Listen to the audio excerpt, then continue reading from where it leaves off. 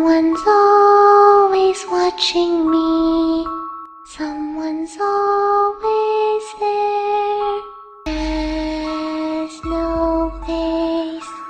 He hides with the trees. He loves little children when they beg and scream.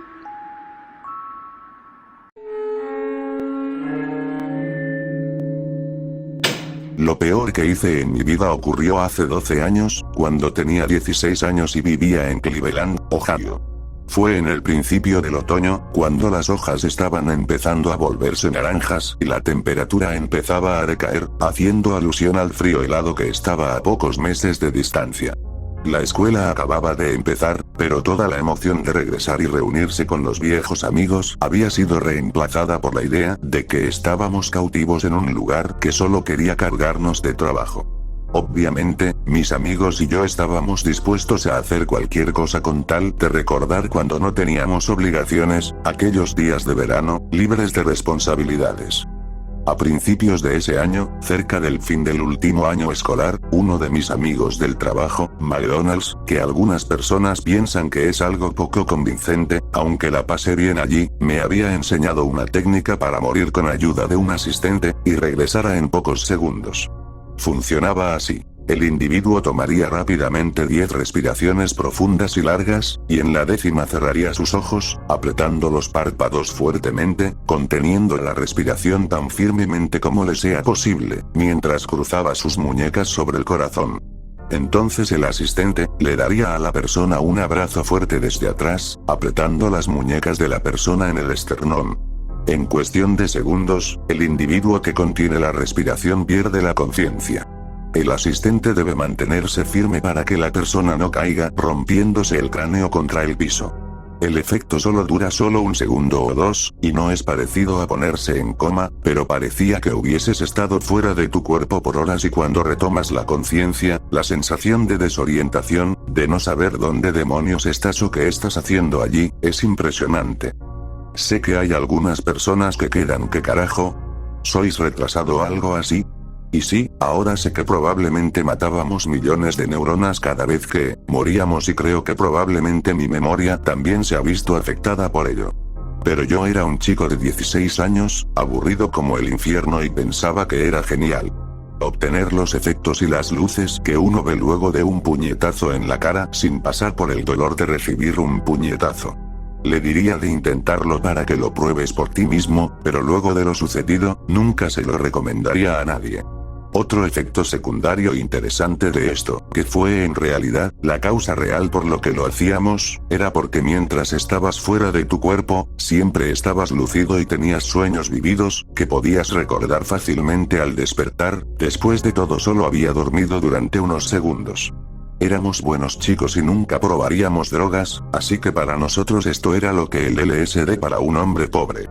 Estas visiones o sueños, estaban relacionadas de alguna forma a lo que estabas mirando justo antes de morir. Por ejemplo, una vez soñé que estaba escalando una montaña. Estaba en la cima de los Himalayas o algo así, pero había un pasamanos allí. ¿Quién diablos pone un pasamanos de escalera a 20.000 pies? Cuando volví a mi cuerpo y recordé dónde estaba, me di cuenta de que había estado mirando la escalera que se encontraba en una esquina de la sala de estar de mi novia. En otra ocasión, tuve una visión de Pedro Picapiedra sonriendo y levantando las manos delante de un mural con el logotipo de ERAD, que es Educación a Resistencia del Abuso de Drogas, un programa en el cual policías enseñan a los niños en escuelas públicas sobre estos asuntos, y cuando volví a mi cuerpo me di cuenta que mi amigo Brett tenía el mismo logotipo en su camiseta. Ahora, ¿de dónde salió Pedro Picapiedra? No tengo idea. Las visiones siempre eran sobre cosas mundanas, nunca nada raro. Hasta ese día. Como les dije, hacía un mes que estábamos en época de clases y ya estábamos hartos de ella. Estábamos un sábado en el campo, que en realidad era una dependencia de la compañía eléctrica para instalar sus líneas de alta tensión. Algunos estábamos sentados en las vigas de las torres de alta tensión, en la parte de abajo. Mi amigo Mike subió hasta el segundo nivel de las vigas, para estar más alto. Pensé que era algo estúpido, pero yo soy el que alucinaba haciendo llegar poco oxígeno a mi cerebro. Era un cálido día de octubre y el cielo estaba gris. Poco a poco, el cielo fue oscureciendo cada vez más. Y en Cleveland, eso probablemente significaba que en cualquier momento la temperatura podría descender rápidamente, y si éramos realmente desafortunados, una lluvia helada podría empezar a caer. El aire estaba cargado y pesado, y se podía oír el leve zumbido de los cables de alta tensión sobre nosotros. Definitivamente no quería pasar los últimos momentos de una linda tarde de sábado subiéndome a una torre de alta tensión, saltar al suelo y quejarme luego del dolor en mis pies, solo para hacerlo una y otra vez como estúpidos. «Hey, vamos a morir por un rato», dije. Para ese tiempo, dejar nuestro cuerpo no era tan divertido como cuando lo descubrimos, pero era muchísimo mejor que lo que estábamos haciendo. Vince estaba de acuerdo, al igual que Richard, pero Mike, el que saltaba de la torre más alto que nosotros, preguntó de qué carajo estábamos hablando. «Mierda, ¿nunca te indujiste el desmayo antes?», preguntó Vince. Mike respondió que no, él había estado todo el verano en casa de su madre y no sabía de todo lo que habíamos hecho nosotros. «Amigo, tienes que probar esto. Mira, te mostraremos». Vince y yo nos bajamos de la torre, cayendo de pie en el césped. Yo hice las 10 respiraciones profundas, apreté los ojos y contuve la respiración. Entonces sentí a mi amigo presionar sus brazos contra mi pecho y de repente, como si fuese lo más natural del mundo, una langosta gigante estaba trepándose a una jaula para langostas, bajo el mar. Algas marinas crecían del fondo de arena bajo mis pies. Lo siguiente que recuerdo es que cuando desperté Vince y Richard me estaban preguntando: «Amigo, ¿qué has visto? ¿Qué has soñado?». La parte de atrás de mi cabeza me dolía mucho. Me estaba matando. «¿Mierda, me dejaste caer?», pregunté. Yo no era muy pesado, pero Vince era bastante débil. Él solo se quedó ahí, mirándome, y Richard me dijo que me había dejado caer. Me preguntaron nuevamente qué vi.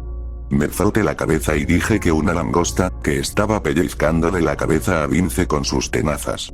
Me volví hacia Mike y le dije: «¿Ves? Es increíble. Tienes que probarlo».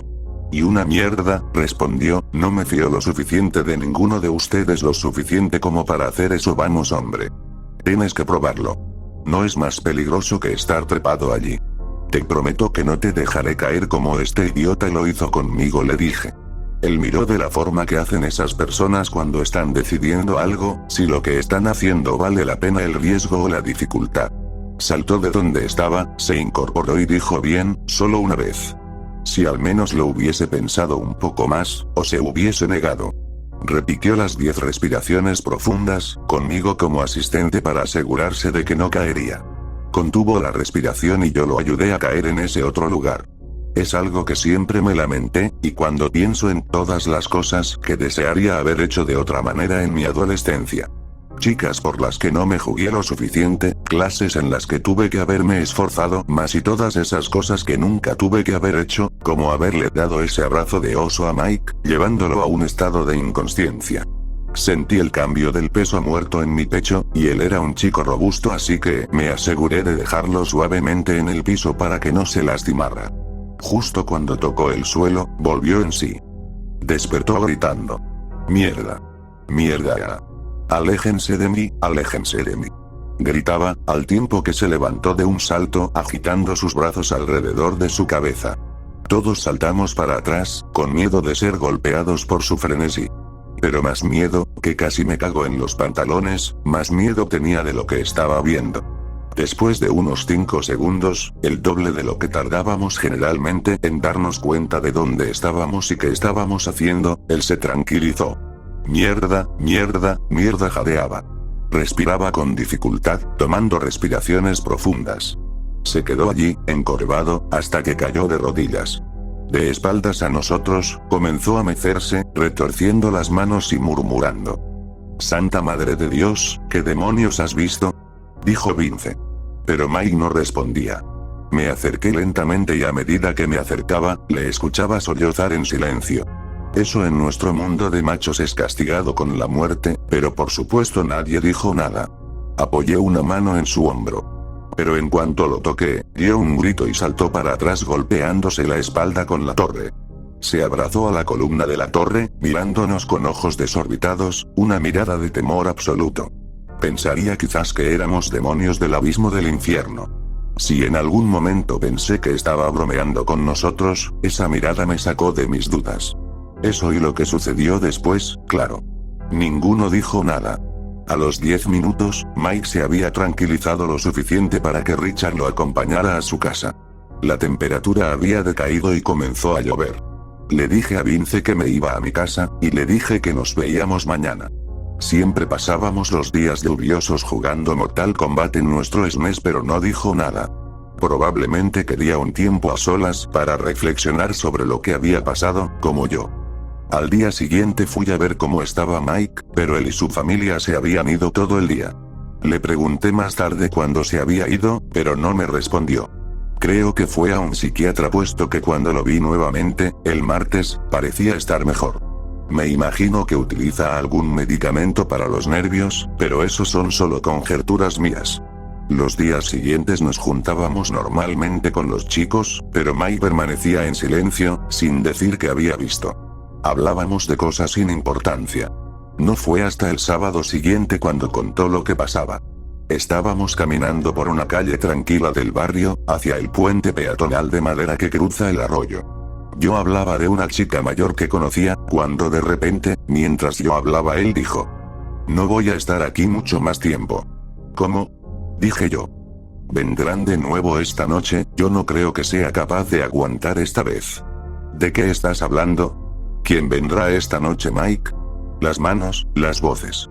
En ese punto yo ya estaba asustado. Balbuceé estúpidamente un par de veces y luego dije estúpidamente: ¿qué manos? Por la noche miro el árbol por la ventana y luego todo se pone negro. Y veo decenas, cientos, miles de ellas empujando contra el vidrio. ¿Y tú qué haces entonces?, pregunté. Retrocedo. Durante toda la noche. Pero estoy cansado. No puedo mantenerlas más tiempo fuera. ¿Y las voces? Las voces dicen que tengo que dejarlas entrar, voces de niños pequeños. Voces de niños pequeños y manos de niños pequeños. Él bajó la voz hasta ser un susurro, pero me di cuenta por lo que dijo luego: Q estaba luchando para mantener el pánico. A veces, veo sus caras. Dijo con voz temblorosa. Lo acompañamos a su casa. Se detuvo en la puerta y finalmente, levantando el rostro, me dijo: dile a Vince que puede quedarse con mi Nintendo. Él no tiene uno, y su madre no le comprará uno. Richard puede quedarse con mis CDs. Sé que a ustedes no les gustan, pero a él sí. Empecé a decirle algo, pero se dio vuelta y entró en su casa. Me gustaría haber llamado a la puerta y ofrecerle quedarme con él. Pero teníamos 16 y los chicos de esa edad no lo hacían más. Me fui a mi casa. Dormí mal, asustado, escuchando cada crujido y gemido que hacía la casa, escuchando una multitud de niños. Generalmente dormía con las cortinas abiertas, pero esa noche, cerré todo. Al día siguiente, nos enteramos de que alguien había irrumpido en la casa de Mike. Vi un coche de policía en la entrada de su casa, y casi me muero cuando lo vi. Mis peores temores se confirmaron cuando me enteré que la ventana de Mike era la que había sido violada. Mike había desaparecido, y fue todo lo que nos dijeron. Nos hicieron muchas preguntas, y parecíamos más culpables que la mierda cuando decíamos que no sabíamos qué había pasado. Lo cual, no era del todo cierto. Ellos buscaban algún pervertido que haya secuestrado a Mike, pero no obtuvieron información de nosotros puesto que no teníamos nada que ver. Su foto aparecía en todos lados, y todavía lo están buscando. Cuando todo terminó, me fui a la biblioteca para investigar qué carajo había pasado, puesto que la internet no era tan eficiente en esa época. No encontré mucho. Lo más cercano que encontré fue algo que descubrí después, en mi clase de historia universal. Al parecer, los sacerdotes egipcios usualmente se encerraban a sí mismos en ataúdes el tiempo suficiente para morir, para luego ser resucitados y poder contar lo que vieron en el inframundo, mientras se hallaban muertos. Solo puedo pensar que por el clima, o por la electricidad en el aire, Mike pudo tener una experiencia más poderosa a la nuestra, ya que habíamos hecho eso cientos de veces y nada raro había pasado. Tal vez golpearme la cabeza me salvó de lo que él sufrió, no lo sé. Es algo que no terminamos de entender. A veces acordarme de todo esto, me hace temblar.